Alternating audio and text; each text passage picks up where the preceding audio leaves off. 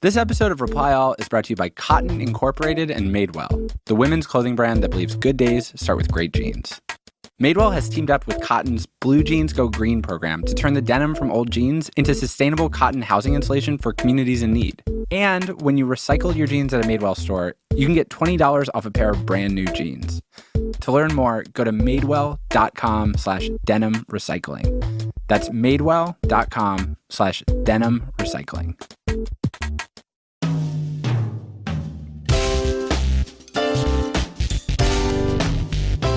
From Gimlet, this is Reply All.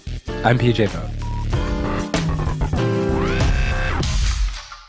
So last week I was on my iPhone. I was trying to find some app in the App Store. I don't even remember what it is. Doesn't matter. The important thing is that when you go to the App Store, like the first thing you see is the top paid charts. Like, what are the hottest apps in America right now? And it's kind of always the same thing. Like last week, it was like Minecraft, Heads Up, which is this video game that Ellen DeGeneres is always promoting. But at the very top of the chart, at number one, was something that I had never seen before, something that did not make any sense to me. It was this app called Click Together. I wanted to know what was going on with Click Together, and so I bought Click Together. And so I can tell you what happens when you use it, which is you open it up.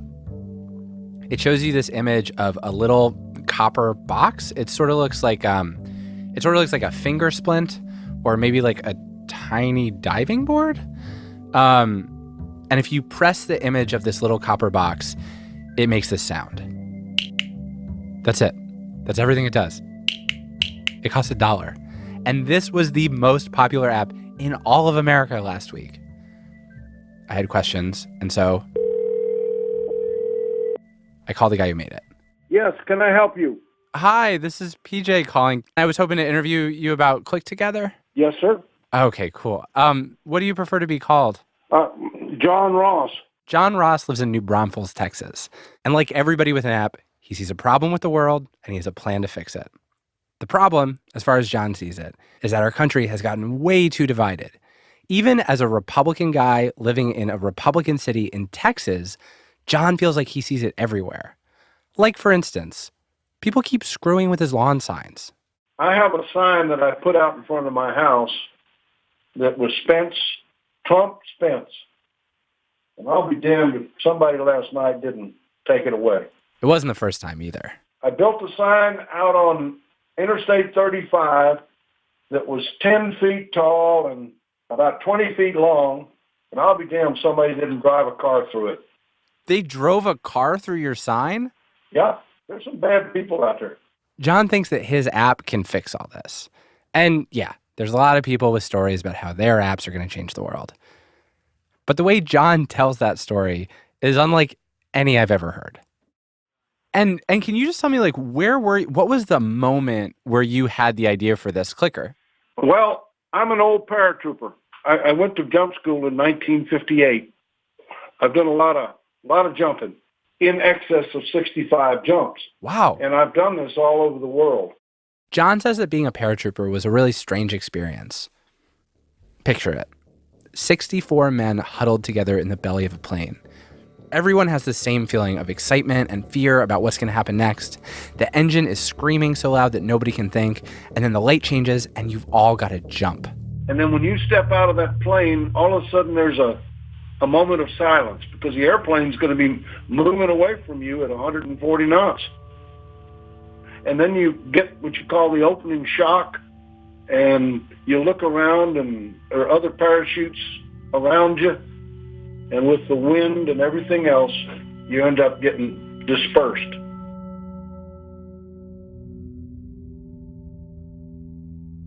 John's 77 now, but he's never forgotten that feeling of being all together and then a moment later, all alone.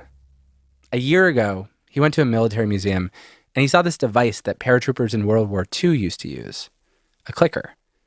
This was the beginning of John's big idea. John got obsessed with clickers. He kept trying to get everybody to see this old movie he loves called The Longest Day, which kind of stars a clicker. Although in the movie, they call it a cricket. Crickets have been distributed, sir. So I heard. So there's this scene where John Wayne is standing on a podium in front of all the paratroopers he commands. And he's telling him that the most important thing is this cricket, the thing that he's got in his hand. This 5-cent toy, he tells them, is going to save their lives. You're going to be landing in the dark. And on the other side of that hedgerow, the fellow may not be wearing the same uniform you are. So, 1 click is to be answered by 2 clicks. And if you don't get that answering click, hit the dirt and open fire. Now hang on to this gimmick. It's as important as your weapon. Do you read me? Loud and clear, sir. So last year, John realized that this is what America needs. A clicker in everybody's hand. We were unified in World War II at D-Day. But I think people are, we're so split right now. Everything's kind of fragmented. There's these people doing this and this and that, and everybody's pointing fingers and what have you. And I felt like, let's communicate. Let's click together.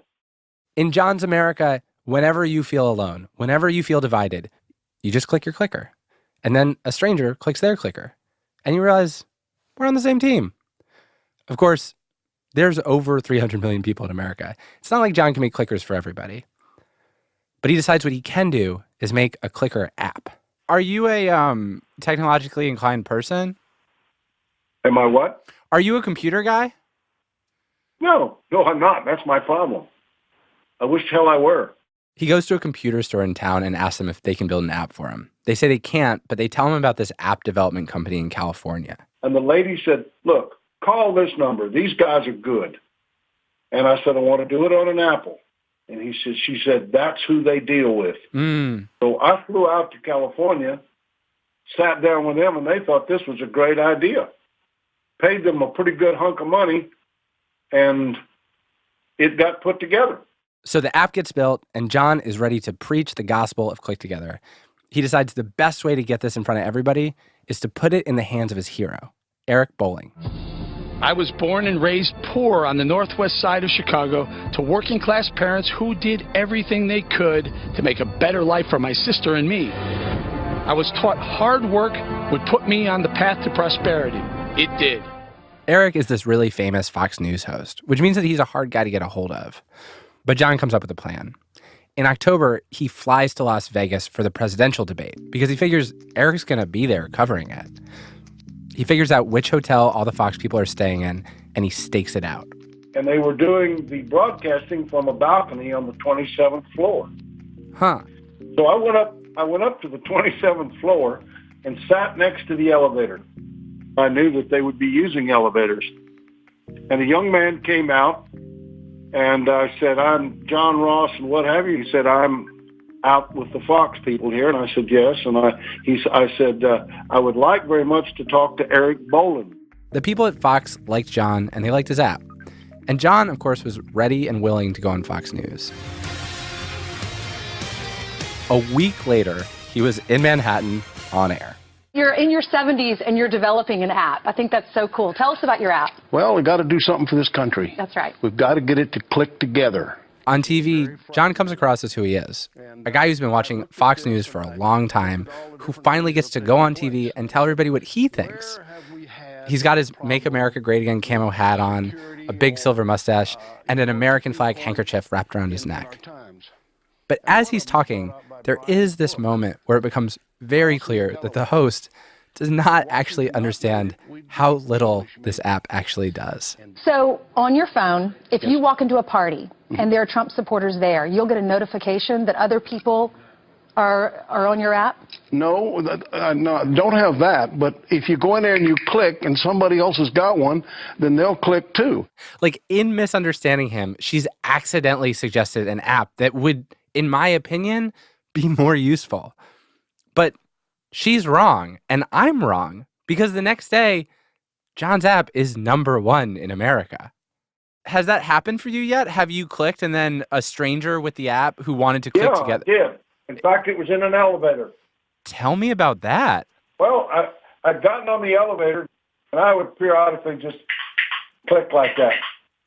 Yeah. And next thing I know, the guy next to me, and it was a little bit less of a sound. I said, where'd you get it? He said, off my phone. Huh?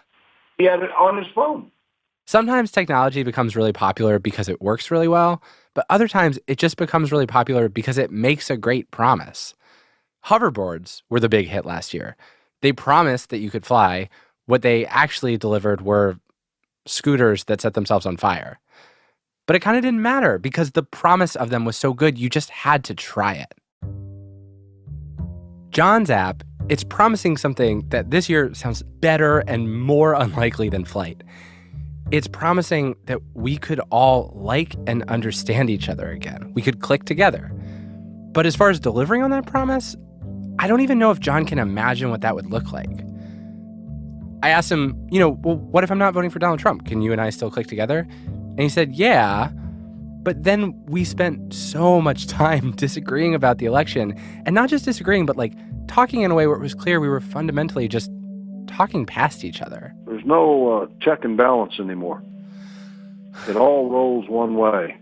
And as bad as Trump might be, I think he's going to make changes. And I think Congress is very upset about this because it's going to ruin their little game. I don't know, man. Trump just really worries me. Like, he seems so erratic. He's erratic if you compare the way people have been in the past. Yeah. Maybe that's what we need. Maybe we need this change. John has this quirk in how he sees the world, and his app has that quirk too, which is that he and his app both describe this world where it's us versus them. And we've got to recognize that. We got to figure out who's us and protect ourselves from them. But unlike most us versus them people, John doesn't want to think about the them. He almost can't. So if the idea of the app is that, we're soldiers in the tall grass and we're clicking to find our allies and there's enemies around, you don't sound like you think of people voting for Hillary as enemies. Like, do you? Like, who is the enemy in this situation? Well, the reason I'm doing this is because I see this country falling apart, and we've got to pull it back together again. But then it's a little bit surprising to me. Did you just click the clicker? Yeah. Believe it or not, it started as a musical instrument. I can see why, though. It's a really satisfying sound. And if you're really good, you can kind of keep a tune. This went on for a while. After we hung up, I watched the movie that John had recommended, The Longest Day. I saw the scene that he was talking about where they pass out the clicker, and I got to see the world that he misses when, we were all on the same side fighting actual bad guys. Your assignment tonight is strategic. You can't give the enemy a break. Send him to hell. But there's a scene that John never mentioned that feels kind of important. It comes near the end of the movie. So the speeches have been given. The paratroopers have actually gone into combat. It's nighttime, and they've dropped into German territory. One of them finds himself there alone, looking for friends, scared, and he hears it. The click. Relief floods his face. He emerges from cover, and he learns that the click he's heard, it's not a clicker. It's the sound of a German reloading their rifle. He's shot and killed, betrayed by the promise of one sound that would perfectly separate the world into enemies and friends.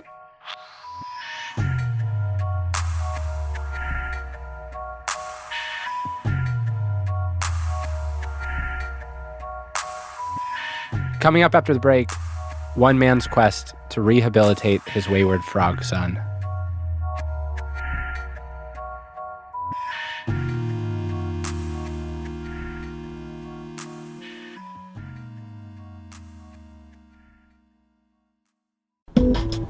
This episode of Reply All is brought to you by Squarespace. Squarespace makes it easy to purchase domains and create beautiful websites, portfolios, blogs, and online stores without writing a line of code. Every Squarespace site has built-in search engine optimization and responsive design, which means it looks as good on mobile as it does on your computer. I've got 15 Squarespace sites right now. Okay. But the obvious question is what's next? The obvious question is why. The question you have is what's next. I was thinking Goldman Gabs, which is where I have a short interview with someone that I really like. Would you like this to be the inaugural Goldman Gab, PJ? Yeah, give me a question. I'll give you an answer. Why do I like you? Yeah, I can't answer that question for you. Because you're really mean to me all the time. This isn't a question. This is just you criticizing me. Is Goldman Gabs you, like, interviewing people and then asking them questions that are criticizing them? I practice gotcha journalism, man. Goldman Gotcha is a good site. Do goldmangotcha.com. All right, it's done. Make a website for whatever you love or hate. Or want to gab or gotcha about. Right now, get 10% off your first purchase with offer code REPLY. That's 10% off with the offer code REPLY.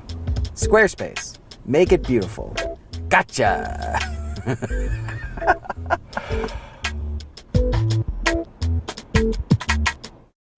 This episode of Reply All is brought to you by Casper.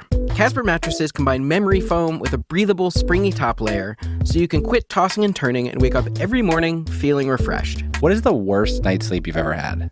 I was 19. I hopped a freight train to Louisville, Kentucky. Okay.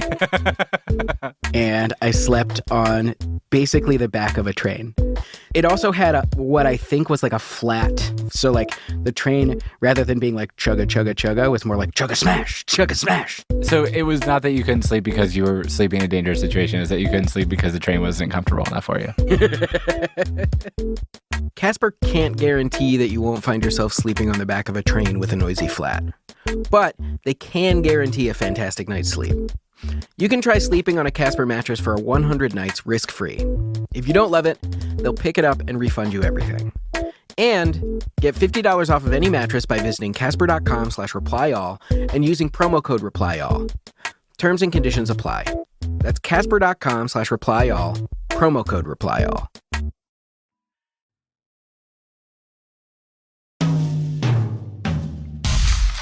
Welcome back to the show. So a couple weeks ago, we did a Yes, Yes, No about this meme, this obscure cartoon frog named Pepe, who started out as this sort of peace-loving stoner character, but over the course of this election cycle, he's been co-opted by white nationalists and racists and also become affiliated with some of the uglier parts of Donald Trump's fan base. At one point, Hillary Clinton's campaign even posted an article on her website about how this cartoon frog is a mascot for racists and white nationalists. So after that episode came out, we sort of felt like we'd told the entire story. We thought that Pepe had crested and soon he would be forgotten about, relegated to the dustbin of meme history. And Pepe's creator, this guy named Matt Fury, he was pretty unconcerned about this whole thing because he was just sort of like, Pepe's just going through a phase. This is all going to blow over. But it didn't. In fact, about a week after our episode came out, something happened that pulled Matt reluctantly back into the spotlight. So PJ and I went into the studio and gave him a ring. Hello? Hey, Matt. Howdy. This is Alex and my co-host PJ. How's it going? Doing good. I just got out of a hot tub, so I'm totally relaxed. Really? Yeah. Early on in the interview, PJ asked Matt how he's felt this year about the proliferation of these ugly, nasty Pepes. You know, I just thought it was the internet, man. Like, I mean, the internet has all kinds of crazy stuff. I mean, tons of porno, all kinds of, you could watch people getting decapitated. You know, the internet is insane, so it didn't really surprise me. But generally, when the internet is insane, it's like not insane with like one of your creations. Like, what did it feel like to see one of your creations in that crazy world? That's a good question. I don't know. There's not much I could do about it, really, because it's all just, it's all posted anonymously. And it would be really hard for me to track down all of these like hateful or weird or violent Pepe things and be like, hey, man, could you stop doing that? Because it would just probably add fuel to the fire and make people make more of them. So Matt didn't do anything, not because he didn't care, but because he didn't think it would make any difference. But it did hurt to watch because Matt said that Pepe is actually really special to him. There was something kind of personal about that creature just for me. Like, I almost saw him as like a kind of self-portrait, you know? How? Even though he's like this little ugly frog dude. Well, I think my wife says that his eyes look like my eyes. It's kind of like it's like a frog version of me, you know? At least how I drew him and with my original intentions of him. how else is he original Pepe like you? Well, I just think his attitude, he just likes to hang out with his friends and, take naps. He's a dreamer. He occasionally indulges smoking different plants and things like that. And, he's just a chill dude. Okay, so here's the thing that made Matt get out of his hot tub and go try to get his frog back. On September 27th, the Anti-Defamation League posted an article on their website designating Pepe, this cartoon frog, as a hate symbol, alongside stuff like the swastika, the noose, the Iron Cross, and Matt was totally caught off guard. I found out when they just announced it. Nobody on their end reached out to me or anything, which was weird because they included my name on the hate definition there. So they totally could have reached out to me and at least got my perspective on it. In that moment, did you feel like implicated in sort of the hatefulness of the memes that were going around that you had nothing to do with? Yeah, in a way I did, because nobody reads the whole article. They just see Pepe the Frog, created by Matt Fury, is on the hate database, blah, blah, blah. So it's mentioned on there so casually. And I was like, I don't want to be associated with this at all. I'm like trying to write children's books, So, yeah, initially I was mad, but then I was like, well. What was the mad like? Did you feel just like that, like, oh no feeling? I did, because, I knew when it had that stamp, not only would the media take it and run with it, but also I think ultimately it would give what was once just a really bad kind of racist joke, it would be more attractive to actual racists and actual kind of hate groups and things like that by stamping it with that hate symbol. And Matt started to really worry, like, what if it's always going to be like this? Like, what if my little frog becomes permanently evil? So I have like at least 4 friends with Pepe the Frog tattoos. Oh no! And those are just my friends. I've had people online sending me pictures. So there's a whole bunch of people out there with Pepe the Frog tattoos. And is that like having a swastika?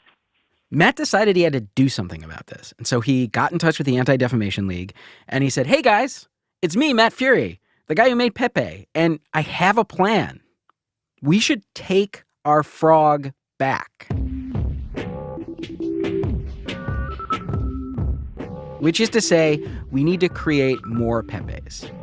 Meaning a sea of new Pepe drawings, but like the good, chill, peace-loving Pepe. And if we can make enough of these, we can drown out the bad ones. The Pepes that trolls and white supremacists are making, the ones that landed Pepe on the Anti-Defamation League's hate symbols database. So ultimately, I'd like to start a Peace Pepe database of love. I've gotten like over 300 brand new artist-made Pepe so far that are all rated G and, focus on his kind nature. What type of images are going to the Peace Pepe database of love? Oh, well, lots of cool ones. Like, one of them is Pepe hugging like a young person, an adult, and an elderly with 2 doves flying, holding leaves in their beaks, and little kind of Bambi-like critters and flowers at their feet, and stuff like that. Or, one of them is a very veiny Pepe that has huge muscles and a spiked bracelet, and he's all sweaty, and just his face is full of throbbing veins, and he says just like, feel the power of my love or something like that. And I gotta say, I love the idea of reclaiming Pepe. I'm skeptical though. I feel like as far as symbols go, like they carry, I think sometimes with words they can be reclaimed, but I think with symbols it's really hard. Like it'd be hard to like rehabilitate like a swastika. Like, that's true, but this is a unique situation. First of all, it's a cartoon frog. I don't think there's any other cartoon frogs on the database page. Also, Pepe's been around for about 10 years as a meme, and a lot of those, 10 years has been Pepe in a more positive way. And the thing about trolls is it just seems like there's so many people out there using it as a hate symbol, but really it could be just 15 dudes just day in and day out, like using a bedpan to go to the bathroom, drinking Red Bulls, and just putting out negative Pepes because they feel like they're at war or something. You know, you have no idea. They are at war. The trolls and the racists have started posting their own new grotesque Pepes in response to Matt's plan. Matt's a soldier in a battle that he never wanted to have. And the ironic thing is that he hasn't even seriously drawn Pepe in like 6 years. He'd moved on from this character entirely. But over the course of the past few months, Matt has been swallowed up by something huge and terrifying. It's his Pepe, his cartoon frog, in this hellish tug of war between Hillary Clinton and Donald Trump. That's a crazy feeling, to have something that you created kidnapped by a terrible election. It's on TV, in the New York Times, everywhere he goes, in his head. There's just no escape. That's what it's like to be Matt Fury right now. He actually drew a cartoon of Pepe recently that illustrates this feeling really well. It was this 18-panel comic. It's on this website called The Nib. And the first panel is just Pepe's head. And he's got those sad, sweet eyes that look just like Matt Fury. And over the course of the next several panels, Pepe turns into Donald Trump. And then Donald Trump turns into this bleeding, fanged monster. And then very suddenly, that monster explodes in this gigantic nuclear mushroom cloud.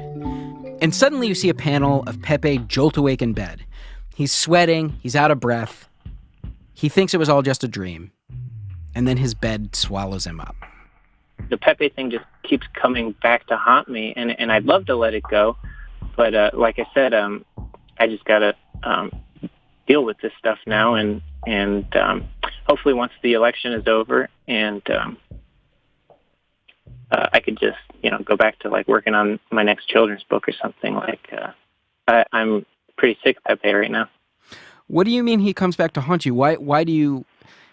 It seems weird to me that like you simultaneously want to move on and you're engaging in this sort of rehabilitation program. Part of me feels like if I were in your situation, I'd just be like, all right, guys, you can have him. I'm not going to talk about him anymore. I'm just going to like let this all go. I know, but I don't know. I'm torn. I'm both sick of him, sick of talking about him, and really into getting hundreds of Pepe drawings. This has been one of the most fun projects I've ever done in my life, So I don't know what that's all about, but I'm like having dreams about it. I'm like, really? What kind of dreams? Well, because I kind of stay up all night writing stuff and thinking about Pepe, and then when I finally go to sleep, I'm just like being chased by Pepes all night. Really? But it's definitely in my subconscious. I'm definitely trying to work stuff out in my dreams about what the hell I'm doing. The dream Pepe that chased you around, was it your Pepe or was it like the internet's Pepe? No, thankfully it was all the peaceful Pepes that I had been gleaning from the internet as of late, but they were still chasing me. But it was all these more peaceful Pepes were after me. And did you get away, or did the dream end with them getting you? I just remember being surrounded. So, and then, that was it.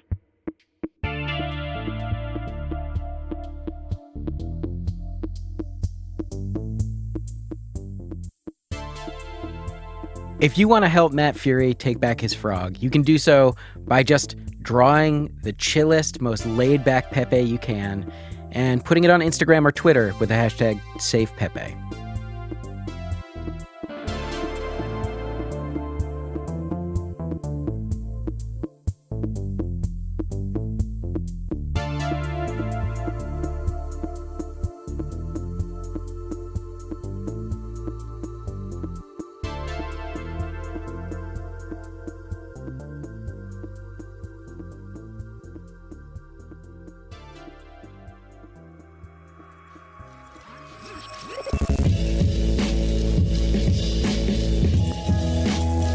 Reply All is hosted by PJ Vogt and me, Alex Goldman.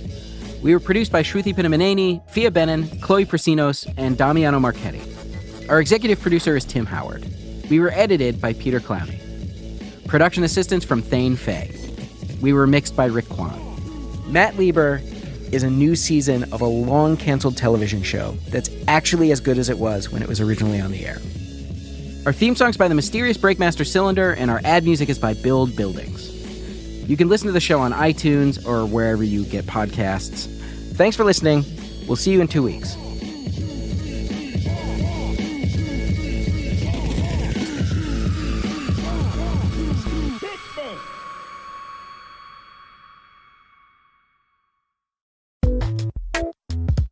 Thanks to our sponsor, Squarespace. Squarespace makes it easy to purchase domains and create beautiful websites, portfolios, blogs, and online stores without touching a line of code. Get 10% off your first purchase with offer code REPLY. Squarespace. Make it beautiful. Thanks to our sponsor, Casper, the obsessively engineered mattress designed for everyone.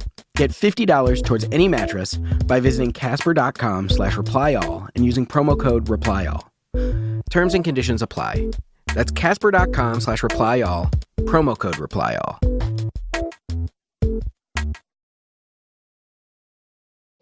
Come on, Dave. I need my boots. Johnny's borrowed them. Where is he? At the bottom of the channel.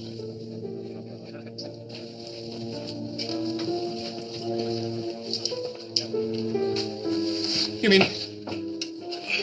he's bought it? Ack, over Kelly. He jumped clean, but his parachute didn't open.